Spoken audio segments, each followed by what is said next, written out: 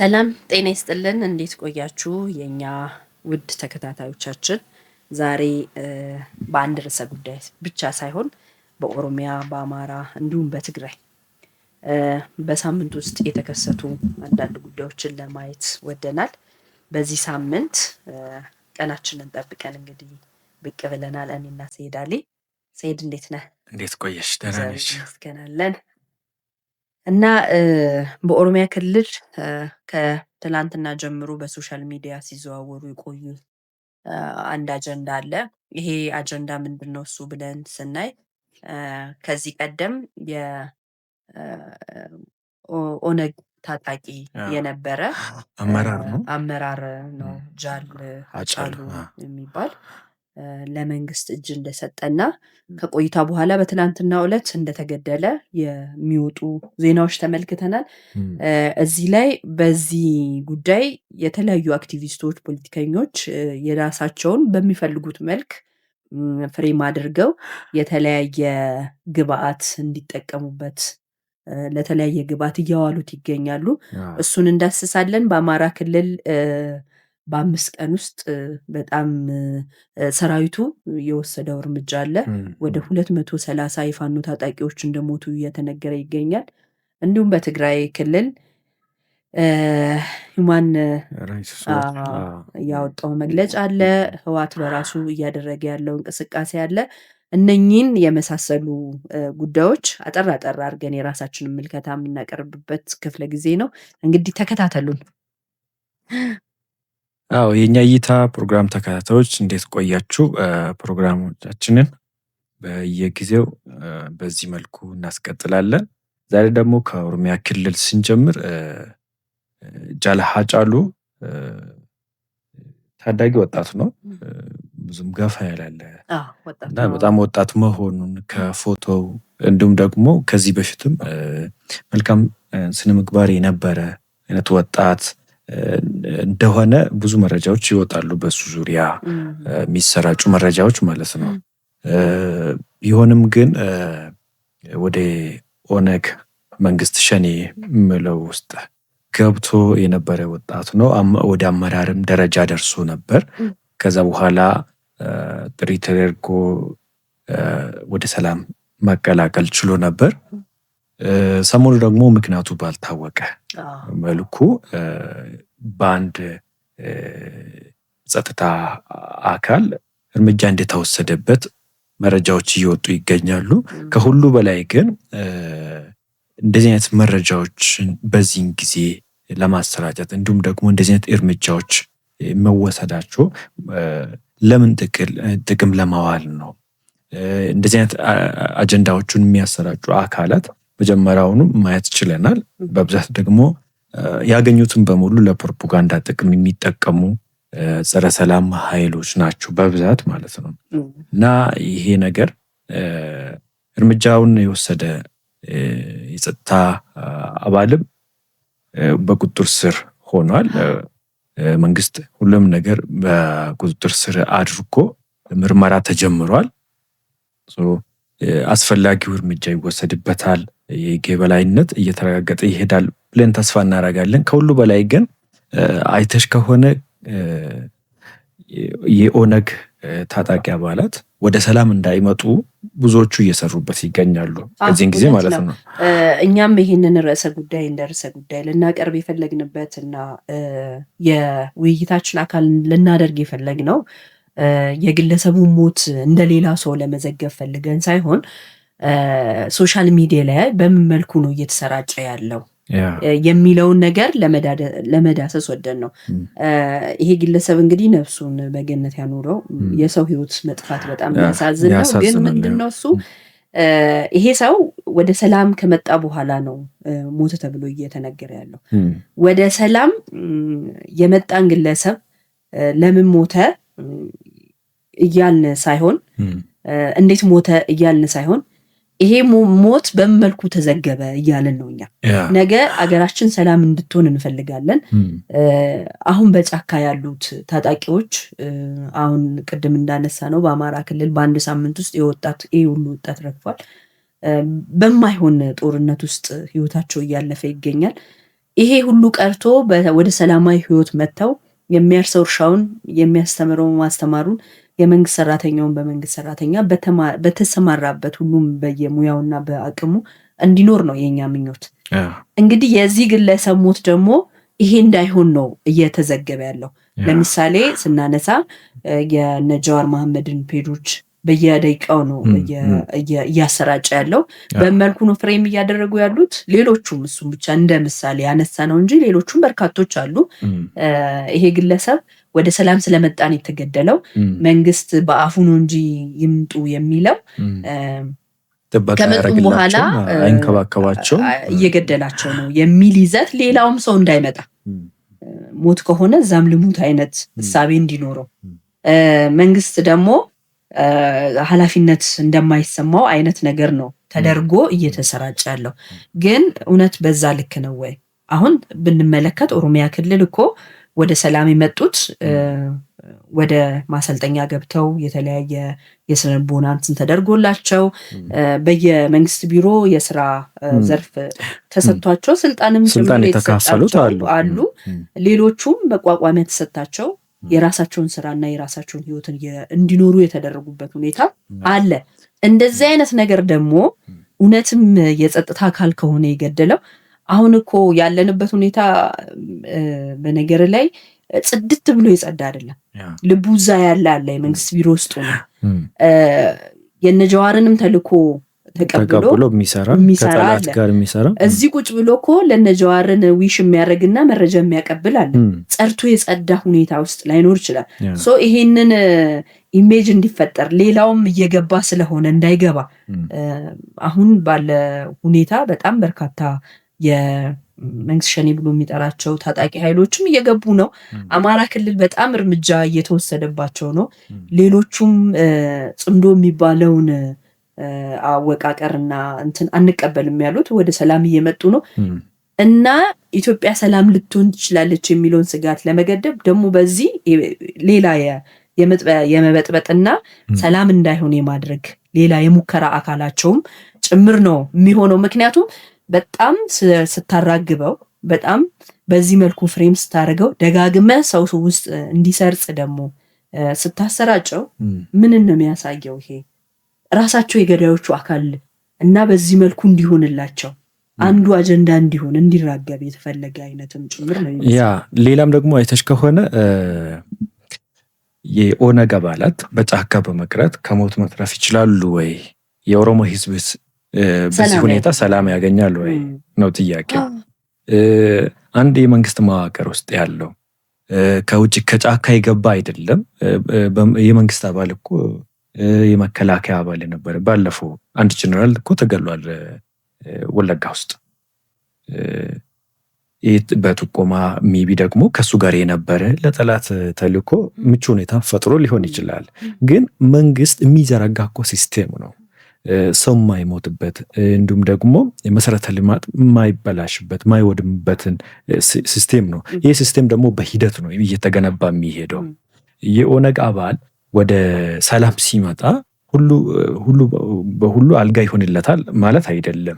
ግን ህዝቡ በዚህ እነሱ ጫካ በቆዩት ቁጥር ሳይሆን እነሱ ወደ ሰላም ሲመጡ ህዝቡ ይጠቀማል። ይሄ የተሻለ ነው። ሌላ የተሻለችን ሀገር የተሻለች ሰላም ያላትን ሀገር ለመፍጠር ደግሞ በጋራ እንታገል ነው እንጂ ሁሉ ነገር አልጋ ባልጋ ሆኖ መንግስት ለሁሉም ሰው ጥበቃ መድቦ ከሞት ያተርፋቸዋል ማለት አይደለም። ብዙ ችግሮች አሉ፣ እናውቀዋለን። ብዙ የመልካም መስተዳደር ችግሮች አሉ። ግን የሚሻለው የሚያዋጣን ወደ ሰላም መጥቶ እየተነጋገሩ አይተሽ ከሆነ እኮ የኦነግ አባላት አመራሪ የነበሩ አሁን በኦሮሚያ ክልል የኦሮሚያ የብልጽግና ፓርቲ ብቻ አይደለም ስልጣኑን ተካፍሎ ሁሉም ነገር ላይ እርምጃ የሚወስዱ በውሳኔ የሚሳተፉ ውሳኔ የሚያሳልፉ በተለይ አሁን ወለጋ አካባቢ ላይ በኦነግ ሲጠቃ የነበረ አካባቢዎች ላይ እኮ በብዛት በጸጥታና ሰላም መረጋጋት ላይ የሚሳተፍ አካል ከነሱ ጋር ነው በቅንጅት የሚሰራ። ከነሱስ አሁን ደግሞ ከዚህ በፊት አይተሽ ከሆነ ሌላ ኪዶን ገብቷል እና እርምጃ እንወስዳለን ስሉ ሲዝቱ የነበሩ ጫካ የቀሩ አሉ። ጃልመሮ በራሱ እንደዚህ አይነት እንትኖችን ያሳልፋል። ኢቭን ቤተሰቦቻቸውን አይደለም ወደ ሰላም የመጡ ልጆችንና የልጆቹን ቤተሰቦች ሁላ የሚገሉበት ሁኔታም ጭምር ነበር።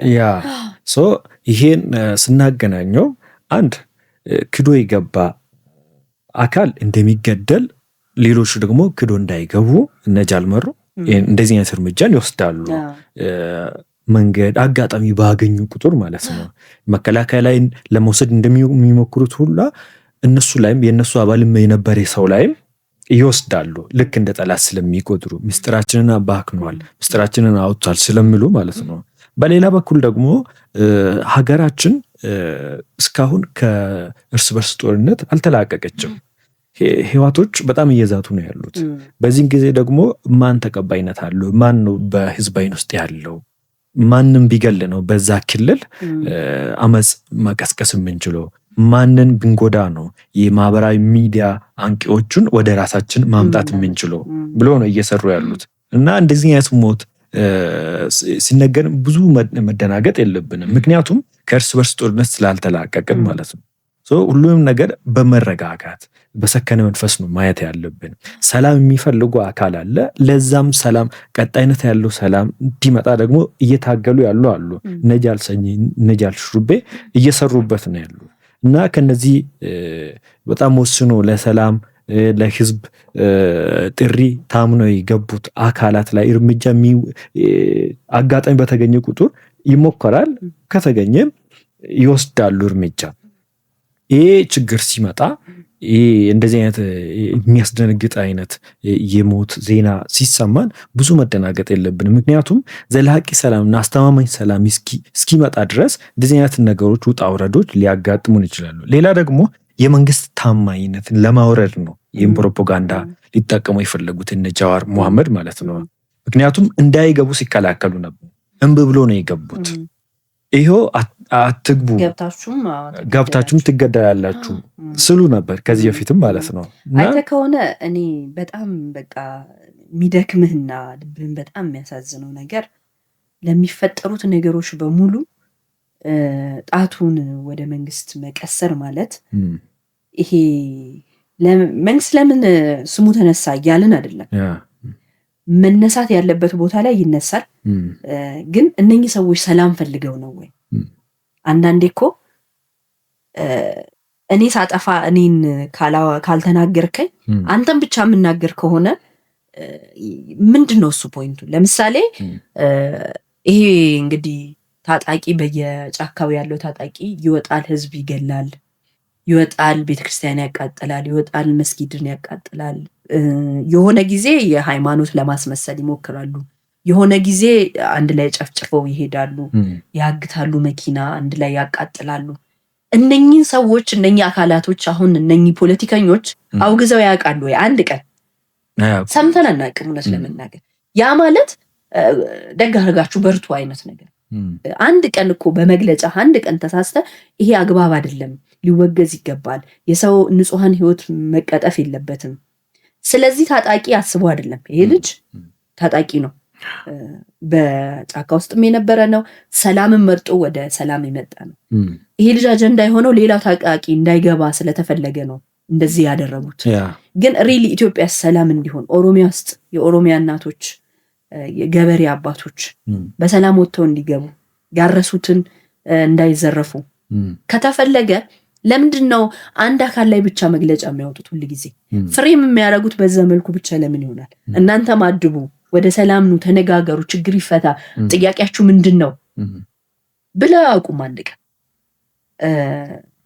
መሮ ጥያቄ ካለው የመሮ ቲም ጥያቄ ካለው ፖለቲካል አላማ ካለው አላማ ይሄ ነው፣ ህዝቤን እንዲህ ማድረግ ነው የምፈልገው፣ ለህዝቤ ይሄንን ልሰራ ፈልጌ ነው ብሎ ካለ ይሄ ነው የሱ ጥያቄና መንግስት ይሄን ስላልመለሰ ነው ብለው አንድ ቀን ሲናገሩ ሰምተን አናውቅም። ግን ችግር ይፈጥሩና የዛን ችግር ባለቤት መንግስት ያደርጋሉ።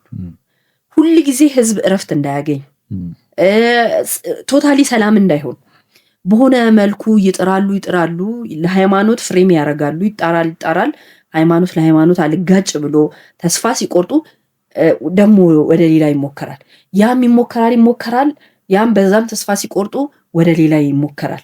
ሁል ጊዜ እረፍት የሌለው ጉዞ ይጓዛሉ። ይሄ ማለት ለህዝባችን አስበው ስለሞቱት ተጨንቀው የሞቱት አሳዝኗቸው አይደሉም። ሁሉ ጊዜ ሰላም በሌለበት ሁኔታ ውስጥ ስለሚነግዱ ሰላም በሌለበት ሁኔታ ውስጥ ገቢያቸውን ስለሚያመነጩ ነው እነኛ አካላቶች ማለት ለፕሮፓጋንዳቸው ግብአት ነው። ፕሮፓጋንዳ ደግሞ ገንዘብ ነው ለነሱ። የሰው ህይወት እየቀጠፉ የንጹሃንን እየቀጠፉ አገርን ሰላም እያሳጡ አገር በደህንነት ውስጥ ሰላም ከሌለ እኮ እድገት በዛ ልክ አይመጣልን። የሰራኸውን አውጥተህ ካልሸጥክ ለከተማው ካላደረስክ መንገድ ላይ የምትታገት ከሆነ ለዘራፊ የምትሰጥ ከሆነ እኮ አገር አታድግ። ሞት አለ፣ አለማደግ አለ። ለዚህ ሁሉ አስተዋጽኦአቸው የጎላ ሆኖ አንድ ቀን እንኳን ቆም ብለው ራሳቸውን ሳያስቡ ዛሬም የዚህ ልጅ ሞት ሌላ ታጣቂ እንዳይገባ ብትገባ ትገደላለህ። መንግስት በሁሉ አንተ መንግስት እኮ ኃላፊነት ሲወስድ እነሱ በሚያወሩት ልክ አይደለም። በርግጥ ህዝብ ይረዳል፣ ይመረምራል። እንደው ነገሩ ስሜታዊ ያደርጋል እንጂ ህዝብ እኮ ባይመረምርና ባያጠና ምራኝ ብሎ አይመርጠውም ነበር። አይተሽ ከሆነ ከሁሉ በላይ እነዚህ በማህበራዊ ሚዲያ እንደዚህ አይነት ፕሮፓጋንዳ የሚያሰራጩ አካላት ምርጫ እንዳይካሄድ ነበር። በሌላ አንግል ደግሞ አባኦ ኦነግ በምርጫው እንዳይሳተፍ ነበር። ከዛ በኋላ ለምን ተሳተፋችሁ? ይኸው ተሳትፋችሁም እንደዚህ ውጤት አላመጣችሁም ነግረናችሁ ነበር ስሉ ሲያንቋሽሹ ነበር። ኦነግን ማለት ነው። ሁለት ጎራ ሆኖ ብዙ ንትርኮች ነበሩ። ከቀናት በኋላ ደግሞ እዚህ ይሄ ልጅ ተገደለ፣ ጃላጫሉ ማለት ነው። ነገሩን ቀጥታ ወስዶ ይኸው ምርጫ ተሳተፉ፣ መንግስት ሰላማዊ ምርጫን ዲሞክራሲያዊ ምርጫን አያደርግም ብለናችሁ ነበር ለማለት ተጠቀሙበት። የዚህ ልጅ ደግሞ ይኸው አትግቡ፣ መንግስትን አምናችሁ እንዳትገቡ እያልናችሁ ገባችሁ፣ ይኸው መሞት ጀመራችሁ፣ መንግስት ይገላችኋል ይላሉ። እና እነዚህ ሐሳባቸውን ሰብስበን ስንገመግሞ ልጁን ራሱ ማን ገደለው ወደ ማለት ማላከው ማንገዛ ያን ፖሊስ ማን ነው እንደዚህ አይነት እርምጃ እንዲወስድ ያነሳሳው? ቀን ከሌሊት እየደከመ ነው ሰላም ለማምጣት እንምንመለክ በልበሰፊነት ግቡ። የኦሮሚያ ክልል ፕሬዝዳንት ኦቦ ሽመልስ ጨፌ ኦሮሚያ ላይ ንግግር ሲያደርጉ እኔ አስፈላጊ ከሆነ መሮ ያለበት ድረስ ሄዳለሁ ብለው ሲናገሩ ሰምተናል። ዝግጁ ነኝ እስከዚህ ድረስ። ይሄ ለአፍ ለለበጥ አይደለም አድርጎ መሳይቷል። አንተ እኮ መንግስት ሲባል ልክ አንተ አባት ሆነ ኦር እናት ሆነ ልጆችን እንደማስተዳደር ክፉ እንዲነካባት ፈልግም፣ እንዲበሉ ትፈልጋለህ፣ እንዲለብሱ ትፈልጋለህ፣ ጫማቸውን፣ ትምህርታቸውን ኤቭሪቲንግ የማሟላት ኃላፊነት እንዳለብህ ነው የሚሰማክ ነውም ደግሞ ይሄ አገርን ስትመራ በዛ ልክ ኃላፊነት ሰላም እንዲሆን እንዳይጋጩ በጣም ጥሩ እንዲያድጉ ምናምን በመፈልግበት ሁኔታ ችግሮችን ለመፍታት በምትሄድበት ርቀት ሁሉ እየተመለከትን ነው። የአፍ እንዳንሆነ ደግሞ ማሳየው ስልጣናቸውን ሁላ ሼር እያደረጉ ነው። ያልተለመደ ነው ይሄ። ይሄንን ቀን ከሌሊት እየባዘኑ እየደከሙ ባለበት ሁኔታ አሁንም የማንክደው ውስጥም ሆነው ሰላም እንዳይሆን በመንግስት መዋቅር ውስጥ ያሉ ሆነው የሚጥሩ ሊኖሩ ይችላሉ። እኛ የለም ብለን ምንደመድበው አይደለም አሉ እነሱ በዛ ልክ እንትነን። ግን አገራችን ሰላም እንድትሆን ምንድነው ማድረግ ያለብን? ሁላችንም የድርሻችንን ለሰላም መጣር መታገል አለብን ነው። ሁላችንም ይሄ ነገር በጣም ወደ ጥሩ መንገድ እስኪመጣ የድርሻችንን አስተዋጽኦ ማድረግ አለብን። እዚህ አስተዋጽኦ ውስጥ እነኚህን ሰዎች በግልጽ ልናያቸው ይገባል። ለምሳሌ አሁን ያነሳናቸው አክቲቪስቶች፣ ፖለቲከኞች ሰላም ከሆነ ገቢያቸው ይቆማል። ሰላም ከሆነ ኢትዮጵያ ሰላም ከሆነ የሚሰማቸው የለም። ሰላም ከሆነ የሚቆምሩት ቁማር የለም። የሚከፍሏቸው ሀገራቶችም የሚከፍሉበት ምክንያት የለም። ስለዚህ ስራቸው ነው። ልክ መንግስት አገርን ለማሳደግ ሰላም ለማድረግ እንደሚጥረው ሁሉ የነሱ ስራ ደግሞ በጥብጣው ሰላም ባልሆነ ሁኔታ ገንዘባቸውን ማግኘት ነው።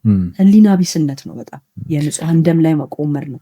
እድሜ ልክ በዚህ ሁኔታ ከተጠናወተ ጤናማ መስሎ ከታየ እኛ ኢትዮጵያን ደግሞ ልባችንን ክፍት አድርገን አይናችንን ክፍት አድርገን ሁላችንም እርስ በርስ ተጠባብቀን ለሰላም መስራት መቻል አለብን። ያ ጀነራል የሆነ ግምገማ ስናስቀምጥ ደግሞ እነ ጃዋር ቲማቸው በተለያዩ አንግል የሚንቀሳቀሱ በጫካም ያሉ ባለፈው በአርሲ አካባቢ ያደረጉትንም እንቅስቃሴ አቅጣጫ ሲሰጡ ሲያበረታቱ ብዙ ነገሮችን አይተናል። ስንጠቀልለው ህወሓት ለመጀመር ላሰበው ጦርነት ሁኔታ ለማመቻቸት ነው። በተለይ ወለጋ አካባቢ ሰላም እንዲሆን አይፈልጉም። እዛ አካባቢ ላይ ብዙ ጊዜ ተሳክቶላቸው ነበር። አሁን ግን ህዝቡ ነቃና ወደ ሰላም ተመለሰ። እንዴት ሰላም ይሆናሉ ነው? ጉጂ አካባቢ ቦረና አካባቢ ሰላም እንዲሆን አይፈልጉም። በተለይ ጫፍ ላይ ሰላም እንዲሆን አይፈልጉም። የአንዱ ክልል ሰላም ሲጠፋ ደግሞ ወደዛኛውም እንዲዛመት ነው ድንበር አካባቢ ላይ የሚሰሩት። ስለዚህ ይሄን አይተን ልንጠነቀቅ ይገባል። ፍትህ ለሃጫሉ ጠይቃለን። መንግስትም ደግሞ የተጠረጠረውን ግለሰብ ይዟል፣ ምርመራ ተጀምሯል። በተጨማሪም ደግሞ መንግስት እዛ ያለው አሻራ እንዲሁም የስልክ ምርምሮችን የተለያዩ ምርምሮችን ያደርጋል። ሜቢ የስልክ ምርመራ ሲደረግ ከዚህ በላይ ሌላ ፍንጭ ሊሰጥ የሚችለው ነገሮችም ሊኖሩ ይችላሉ። እኛም እየተከታተልን መረጃ ለተከታታዮቻችን የምናደርስ ይሆናል። ከሁሉ በላይ ሰላማችንን ሊያውቁ ምክንያት የሚፈልጉ አመራርን መግደል የሚፈልጉ ሁሌ አላማቸውን ይሄን ያደረጉ አካላት አሉ። ይሄን ልንዘናጋ አይገባም። እንዲሁም ደግሞ የኦነግ አባላት የነበሩ አመራር የነበሩ ባሉበት ጥንቃቄ ሊያደርጉ ይገባል።